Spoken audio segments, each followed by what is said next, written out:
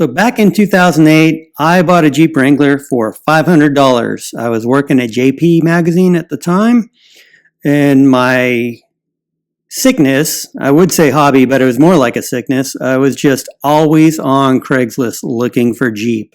My keywords were cheap, $500, 4x4, Jeep, Dana, winch, you name it, but whatever it would pull up, I would sit there and drool over it like a crack addict. And then I kept seeing this ad for a 1989 Jeep Wrangler being sold up in Riverside County, north of where I lived in San Diego. And I had emailed the seller a bunch of times with no response, hardly ever. Finally, I got to beginning of 1 week and I said, listen, I don't know if this is a scam. Just please reply yes or no. Is it still available? And that way I can walk away and leave you alone. Well, about 2 days later, I think it was about a Wednesday, the seller finally emailed me back. It was a young lady who said she was moving and needed the Jeep gone. I think the ad had been asking for $2,000. And she said, if you come with $1,500, it's yours. And I really, at the time, didn't want to spend that much money on a Wrangler. I had a whole fleet of Jeeps out in the garage and driveway and side yard and at friends' houses and everywhere else.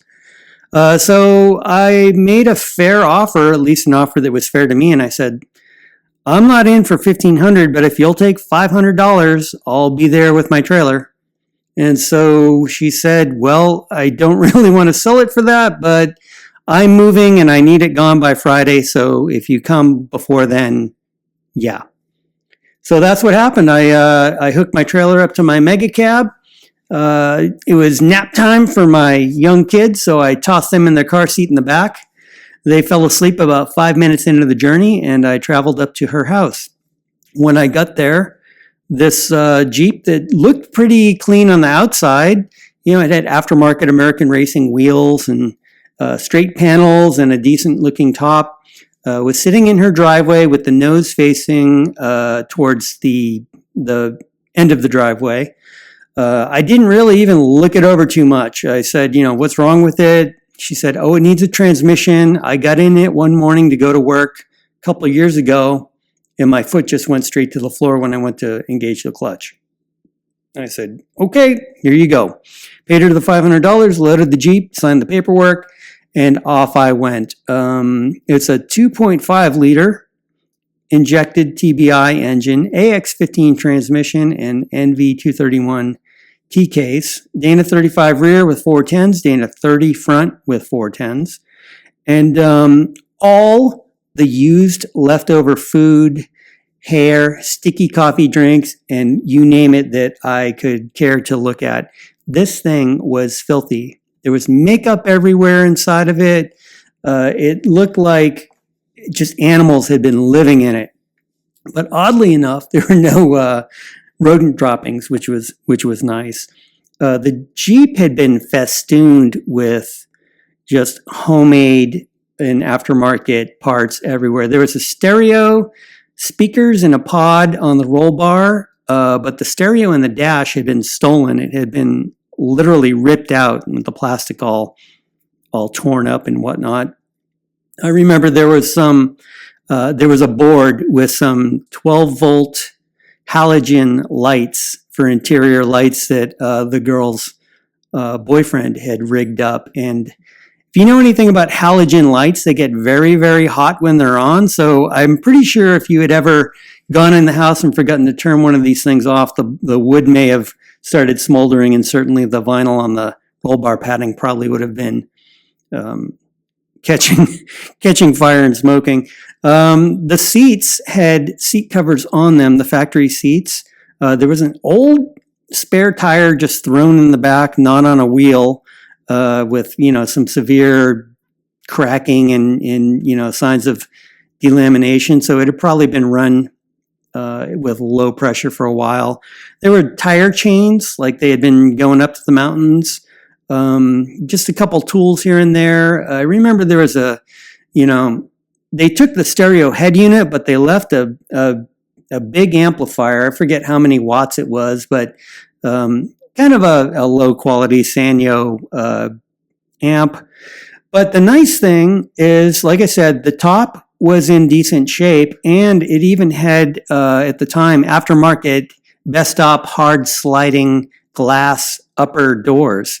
So it had the factory soft uppers, but it had these aftermarket Bestop sliding glass ones. Mechanically, once I got it home, I didn't do too much work to it right away. I just popped the hood and looked. There were Black Widow spider webs all over the place because it had been sitting so long. There was an alarm that didn't seem to be hooked up, but whenever I hear about a vehicle where the clutch doesn't work, my first thought is, oh, what's up with the slave cylinder? So I looked, and sure enough, it was bone dry. So just out of curiosity, I grabbed some brake fluid and put it in there, let it kind of gravity bleed, and cracked the bleeder, let it come out, and boom, I had a clutch. I'm like, oh, well, if I have a clutch, maybe the transmission is fine. The battery was well beyond good, so I pulled the battery, grabbed one I had on the workbench. Before I stuck it in there, I did the old baking soda trick where you kill the corrosion on electrical connections by mixing a mild solution of baking soda. I dipped the super corroded leads in there, and it all kind of fizzled away. I was able to clean the leads.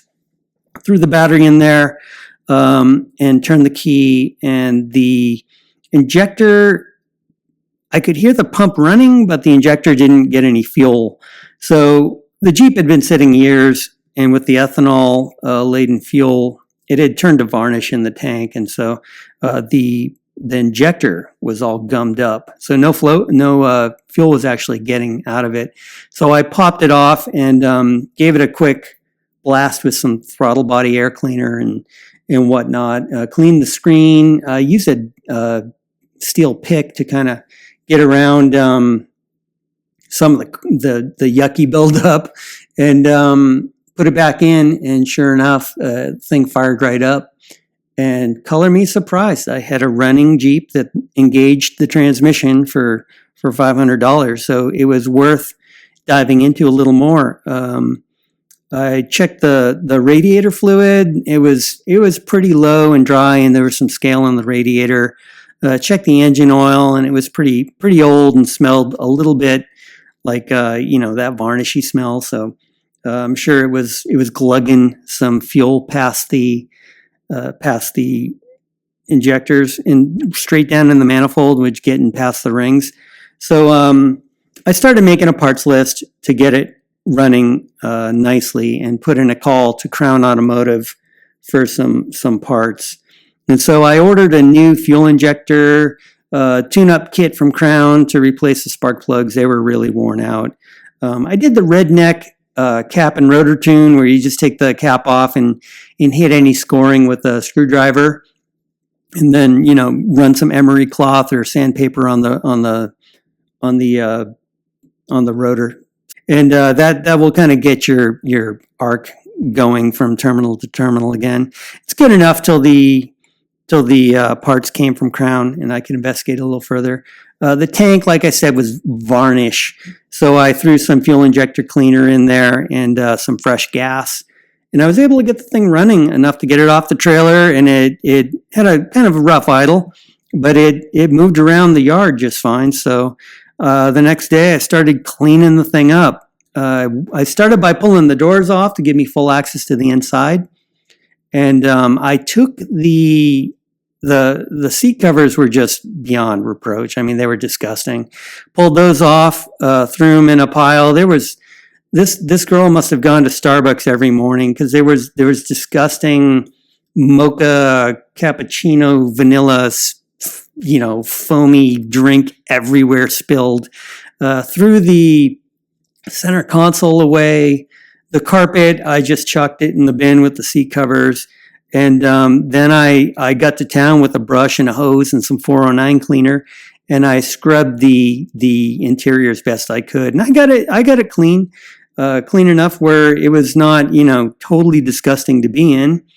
I gave it a wash, put the soft uppers on it, and even ran some wax over it, and the thing looked good. I had a running Wrangler for $500, and not only that, I had parts that I could sell. I wound up selling the best stop uppers for about $150, if I remember.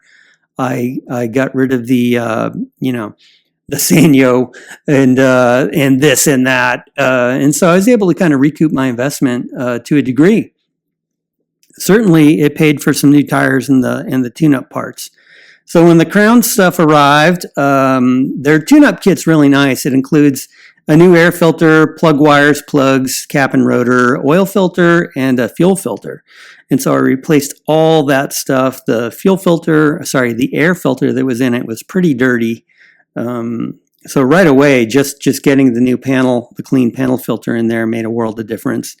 In addition to the tune-up components, I also ordered a new fuel injector and O-ring kit from Crown, and that made a big difference in how well it ran and idled.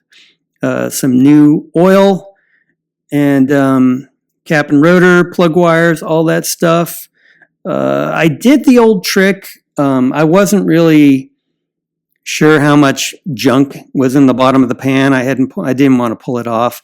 So I did the ATF trick where you drain 1 quart of oil and add 1 quart of ATF.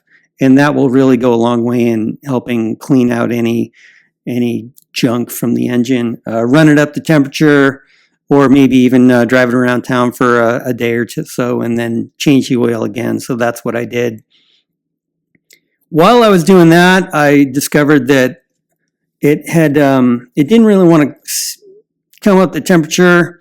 I think it had a bad thermostat, so I popped that off, and sure enough, the thermostat was not closing. It was just staying open the whole time. So I popped a new thermostat in there, ran some radiator flush through the factory radiator, and around that time, I discovered also the